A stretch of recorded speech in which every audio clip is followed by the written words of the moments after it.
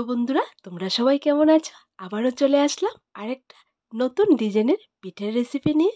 আশা করি আজকের এই পিঠের ডিজাইনটা তোমাদের কাছে খুব ভালো লাগবে। আজকে আমি সাবুদানা দিয়ে সুন্দর একটা পিঠের ডিজাইন করে তোমাদেরকে দেখাবো। পাখির বাসা পিঠের ডিজাইনটার নাম একদম সত্যি পাখির বাসার মতোই দেখতে। তোমরা যে কেউ একবার দেখলে ঘরেতে তৈরি করতে পারবে একদম চোখ বন্ধ করে। আজকে আমি সিরিঞ্জ ছাড়া প্লাস্টিকের ব্যাপার দিয়ে এই পাখির বাসা পিঠাটা তৈরি করে দেখাবো। তোমরা যদি চাও সিরিঞ্জ দিয়ে তৈরি করবে তাও পারো। আমি এখানে সাবুদানার সঙ্গে সামান্য ময়দা দিয়ে এই পিঠের রেসিপিটা তৈরি করব। আর তোমরা যদি চাও চালের গুঁড়া, সুজি, ময়দা, আটা যে কোনো একটা দিয়ে তৈরি করতে পারবে। খুবই স্বাদের একটা পিঠে, অবশ্যই তোমরা ট্রাই করবে একবার। তাহলে চলো আজকের এই পিঠের রেসিপিটা শুরু করা যাক। প্রথমে এখানে নিয়ে নিলাম এক বাটি সাবুদানা। এখানে আমি বড় সাইজের সাবুটা নিয়েছি। 10 মিনিট পানি দিয়ে ভিজিয়ে রাখবো। এরপর হাত দিয়ে ভালো করে মাখিয়ে একটা ছাঁকনি দিয়ে ছেঁকে নেব। তোমরা চাইলে ব্লেন্ডারও ব্লেন্ড করে নিতে পারো। আমি এখানে হাত দিয়ে মাখিয়ে নিয়েছি।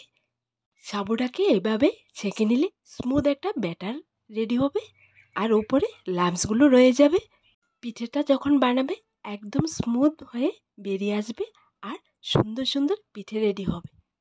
দেখো বন্ধুরা, সাবুটা ছেঁকে নেওয়ার পর একদম ব্যাটারটা রেডি হয়ে গেছে। এবার স্বাদ মতন লবণ দিয়ে হাত দিয়ে ভালো করে মাখিয়ে নিলাম। আর এর মধ্যে দিয়ে দিলাম 1 চামচ ময়দা। ময়দাটা দেওয়ার পর ভালো করে মিক্স করে নেব। এখানে ময়দাটা দেওয়ার ফলে পিঠাটা খুবই সুন্দর হয়। দেখো বন্ধুরা, সাবু আর ময়দার ব্যাটারটা রেডি করে নিলাম। এইবার সমান 4 ভাগে ব্যাটারটাকে ভাগ করে নেব, কারণ এখানে ফুড কালার অ্যাড করব। এখানে কিছুটা পরিমাণ ব্যাটার নর্মাল হোয়াইট কালার রেখে দেব আর বাকি 3 ভাগে আমি ইয়েলো, গ্রিন আর অরেঞ্জ কালার মিক্সড করে দেব। আমার মতো করে তোমরা যদি একবার এই পিঠেটা ট্রাই করো, যখন পিঠাটা তৈরি করবে দেখবে এত সুন্দর আর এত সহজভাবে পাখির বাসা পিঠে রেডি করা যায়। তোমরা একদমই অবাক হবে। এই পিঠেগুলো এতটাই সফট হয়, মুখে দিলে একদমই মিলে যায়। দারুণ স্বাদের একটা পিঠে। দেখো বন্ধুরা, একটা বাটিতে আমি হোয়াইট কালারটা রেখে দিয়েছি আর বাকি 3টা বাটির মধ্যে আমি কালারিং অ্যাড করে সুন্দর করে মিক্সড করে নিলাম। ব্যাটারটা ঠিক এরকম করে তোমরা বানিয়ে নেবে, না পাতলা হবে না ঘন হবে। ব্যাটারটাকে যদি তোমরা একদমই পাতলা করে নাও তাহলে কিন্তু প্লাস্টিকের পেপার দিয়ে এই পিঠাটা তোমরা তৈরি করতে পারবে না, পিঠাটা সুন্দর হবে না। ঠিক এরকম ঘন করে ব্যাটারটা রেডি করবে।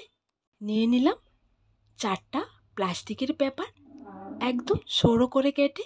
এরপর 4টা গ্লাসের ভেতর দিয়ে আমি ব্যাটারটা ভরে নিলাম।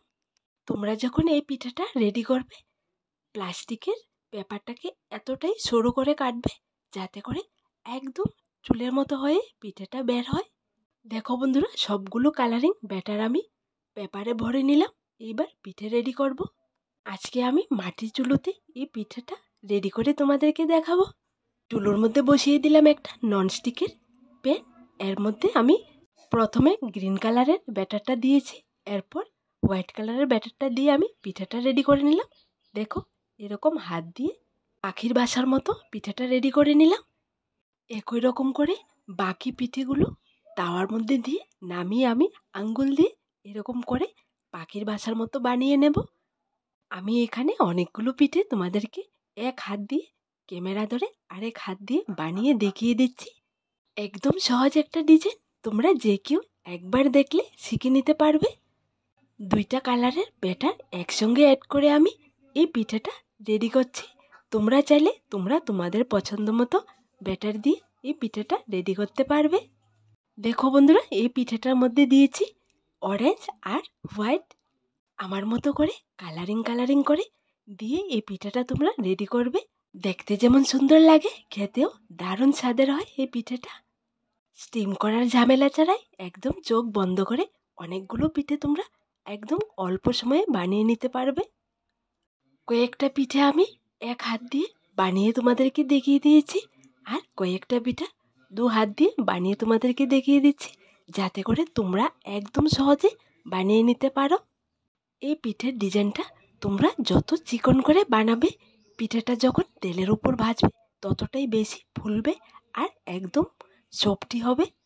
পিঠের ব্যাটারটা যখন তার উপর দেবে একদম সেকেন্ডে পিঠাটা হয়ে যাবে, উপর দিয়ে কোনো প্রকার ঢাকনা দিতে হবে না। দেখো বন্ধুরা, এই পিঠাটা গ্রিন আর হোয়াইট দিয়ে আমি বানিয়ে তোমাদেরকে দেখিয়ে দিচ্ছি। এতটাই সহজ আর এতটাই অল্প সময়ে এই পিঠেগুলো বানানো যায়। পিঠাটা বানিয়ে সোজা রোদ্রেতে দিয়ে শুকালে হয়ে যায়। এখানে দেখো একদম অল্প সময়ে আমি অনেকগুলো পিঠে রেডি করেছি। আর এই ইয়েলো কালারের পিঠাটা তোমাদেরকে 2 হাত দিয়ে বানিয়ে দেখিয়ে দিচ্ছি। তোমরা মন দিয়ে দেখবে আর বাড়িতে ট্রাই করবে। বেশি পরিমাণে এই পিঠেগুলো বানিয়ে রেখে দেবে আর বছর জুড়ে খেতে পারবে, একদম নষ্ট হবে না। দেখো বন্ধুরা, সবগুলো পিঠে ডিজাইন করা হয়ে গেছে। এইবার পিঠেগুলোকে রৌদ্রতে দিয়ে ভালো করে শুকিয়ে নেব। আজকের এই নতুন ডিজাইনের পাখির বাসা পিঠাটা তোমাদের কাছে কেমন লাগলো ছোট্ট একটা কমেন্টে লিখে জানাবে। অসাধারণ একটা পাখির বাসা পিঠের ডিজাইন করেছি। পিঠেগুলো রৌদ্রতে দিয়ে ভালো করে উল্টিয়ে পাল্টিয়ে শুকিয়ে নিলাম। আরে বাহ, দেখো পিঠেগুলো দেখতে কতটা সুন্দর হয়েছে, কালারটা দারুণ হয়েছে। এইবার তেলের উপর দিয়ে ভাজলে একদম ফুলকো ফুলকো হয়ে ফুলে উঠবে। অসাধারণ এই সুন্দর পিঠের ডিজাইনটা অবশ্যই একবার বাড়িতে ট্রাই করে দেখবে। একবার এই পিঠাটা বানিয়ে যদি খাও বারবার খেতে ইচ্ছে করবে। এই পিঠাটা আমি সাবু দিয়ে তৈরি করেছি। তোমাদেরকেও সাবু দিয়ে তৈরি করতে হবে এমনটা নয়, তোমরা যে কোনো চালের গুঁড়ি দিয়ে বানাতে পারবে।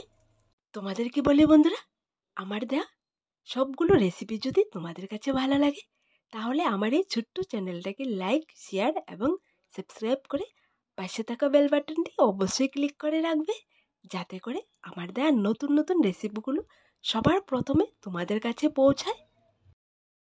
আজ এখানে আবার দেখা হবে নতুন একটা রেসিপির সাথে। সবাই ভালো থেকো, সুস্থ থেকো।